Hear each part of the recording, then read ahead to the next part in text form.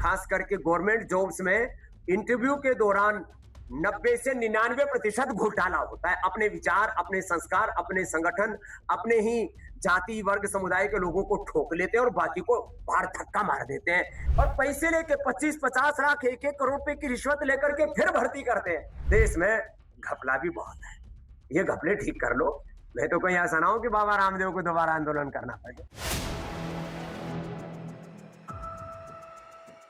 आखिर ऐसा क्या हो गया कि मोदी सरकार के गुणगान करने वाले बाबा रामदेव अब मोदी सरकार को आंदोलन करने की चेतावनी दे रहे हैं? इस वीडियो में हम इसी पर करेंगे बात। नमस्कार, 4 PM पर आप सभी का स्वागत है।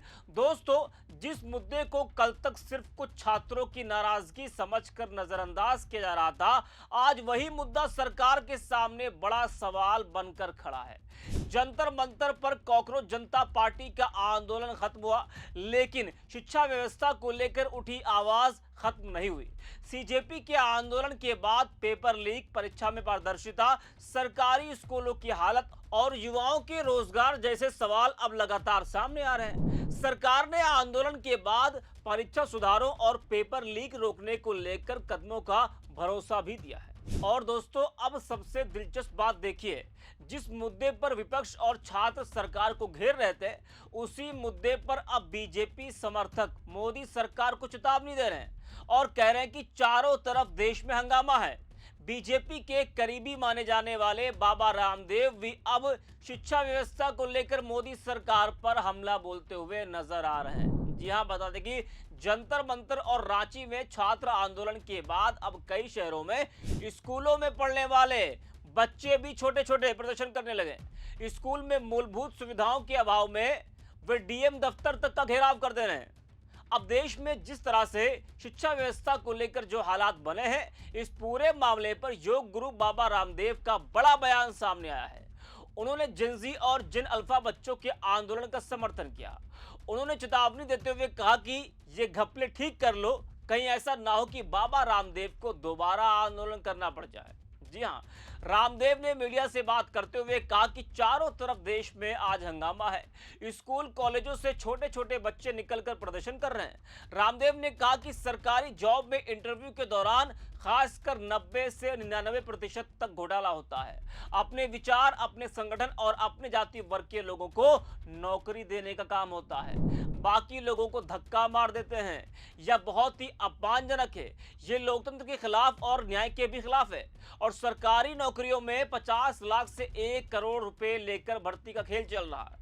रामदेव ने सतर्क रहने की सलाह देते हुए कहा कि अब ऐसे ही आंदोलन करना पड़ा तो देश कैसे चलेगा, इसलिए भाई सुधर जाओ। आंदोलन देश में और ज्यादा भी हो सकते हैं। आंदोलन के नाम पर मैं अराजकता का समर्थक नहीं हूं, लेकिन यह बात जरूर है कि देश में घपला भी बहुत है।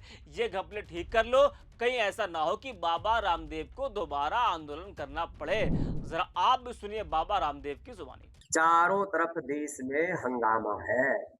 छोटे छोटे स्कूल कॉलेजों से बच्चे निकल रहे हैं कि हमारे यहाँ टीचर नहीं है, हमारे यहाँ लाइट नहीं है, हमारे यहाँ पानी नहीं है, हमारे यहाँ शौचालय नहीं है, हमारे यहाँ टीचर है तो किताबें नहीं है, किताबें हैं तो टीचर नहीं है, और टीचर है तो पढ़ाई में नकल हो जाती है, कहीं पेपर लीक हो जाता है और पेपर पास भी कर लिया, 10वीं 12वीं का बोर्ड एग्जाम भी दे लिया, तो 10वीं 12वीं के जो एग्जाम के मार्क्स है वो कहीं जुड़ते ही नहीं है।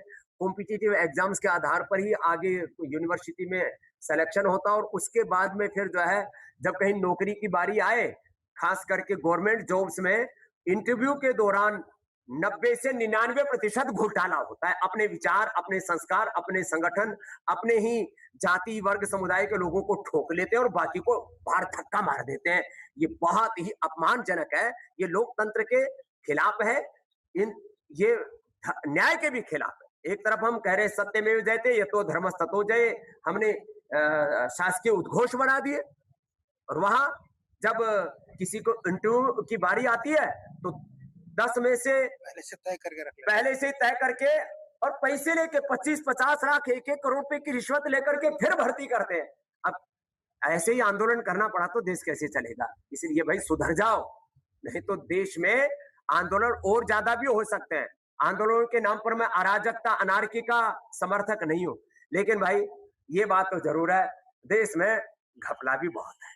ये घपले ठीक कर लो, मैं तो कहीं ऐसा ना हो कि बाबा रामदेव को दोबारा आंदोलन करना पड़े। गुरुजी पश्चिम बंगाल सरकार के 100 दिन तो बाबा रामदेव का ये बड़ा बयान सुना और अब उनके बयान की खूब चर्चा हो रही है। जिस तरह से बाबा रामदेव ने मोदी सरकार को चेतावनी दी है, उससे रामदेव के इस बयान की खूब चर्चा हो रही है। और चर्चा हो भी क्यों ना, क्योंकि रामदेव को बीजेपी का करीबी माना जाता है। वो आए दिन बीजेपी का, मोदी सरकार का गुणगान करते हुए नजर आते थे, लेकिन अब उनका जो रुख है वो बदल रहा है। और ऐसे में अब वही रामदेव शिक्षा व्यवस्था, सरकारी नौकरी की भर्ती और इंटरव्यू में भ्रष्टाचार जैसे गंभीर सवाल उठाते हैं। तो सवाल उठना लाजमी है। रामदेव ने आज सरकारी नौकरियों की भर्ती प्रक्रिया पर बेहद गंभीर आरोप लगाए और कहा कि व्यवस्था में बड़े स्तर पर गड़बड़ी है। अब जरा सोचिए, जिस बात को लेकर छात्र सड़क पर हैं, जिस बात को लेकर युवा सवाल पूछ रहे हैं, और अगर उसी बात की गूंज बीजेपी समर्थक माने जाने वाले चेहरे की आवाज में भी सुनाई देने लगे, तो सरकार इसे आखिर इतनी आसानी से नजरअंदाज करेगी क्या? अब सोशल मीडिया पर रामदेव के बयान की खूब चर्चा हो रही है और तरह तरह की प्रतिक्रियाएं भी सामने आ रही हैं। मोहित त्रिपाठी लिखते हैं कि अरे ये बाबा रामदेव को क्या हो गया, कैसी बहकी बहकी बातें करने लगे हैं, खुलेआम मोदी सरकार और आरएसएस की पोल खोल रहे हैं। आगे उन्होंने रामदेव के बयान का जिक्र किया जो हमने आपको अभी सुनाया और बताया। वही समर राज लिखते हैं कि मोदी जी, बुरा वक्त आता है तो सब साथ छोड़कर भागते हैं। आपके चीयर लीडर रहे रामदेव भी आंदोलन करने की धमकी दे रहे हैं, भ्रष्टाचार खत्म करने के लिए वार्निंग दे रहे हैं। अब तो समझ जाइए हवा का रुख बदल चुका है या अभी भी युवाओं के आंदोलन को हल्के में ले रहे हैं। सब छोड़िए, ये बताइए बाबा रामदेव आपको अर्बन नक्सल लग रहे हैं कि नहीं लग रहे हैं? वहीं प्रमोद यादव लिखते हैं कि बाबा रामदेव का तबीयत तो ठीक है ना, अक्सर सरकार की तारीफ में कसीदे पढ़ने वाले बाबा रामदेव आज आलोचना कर रहे हैं। तो सोशल मीडिया पर रामदेव के बयान की खूब चर्चा हो रही है और लोग कह रहे हैं कि रामदेव जी को भी लग रहा है कि माहौल बदलने वाला है। वैसे यहाँ बात सिर्फ रामदेव के बयान की नहीं है, बात उस भरोसे की है जिस भरोसे के साथ देश का युवा पढ़ाई करता है, परीक्षा देता है और सरकारी नौकरी का सपना देखता है। छात्र सड़क पर उतरे तो सरकार कह सकती है कि यह राजनीति है, विपक्ष सवाल उठाए तो कह सकती है कि यह आरोप है। लेकिन जब बीजेपी के करीबी माने जाने वाले रामदेव भी शिक्षा और सरकारी भर्ती व्यवस्था पर सवाल उठाने लगे, तो सरकार को ठहर कर सोचना पड़ेगा, आखिर ऐसी नौबत क्यों आई? क्या वाकई शिक्षा और भर्ती व्यवस्था में सुधार की जरूरत है? और अगर जरूरत है तो सरकार कब तक इन सवालों से बचती रहेगी? क्योंकि युवाओं को सिर्फ भाषण नहीं चाहिए, उन्हें ऐसी व्यवस्था चाहिए जहां उनकी मेहनत की कीमत हो, परीक्षा में ईमानदारी हो और नौकरी में योग्यता सबसे ऊपर हो, सरकारी स्कूलों के हालात ठीक हो। आंदोलन खत्म हो सकता है लेकिन आवाज नहीं। और अब सवाल सिर्फ छात्रों का नहीं है, सवाल देश के करोड़ों युवाओं के भविष्य का भी है। इस वीडियो में इतना है। मित्र 4 PM।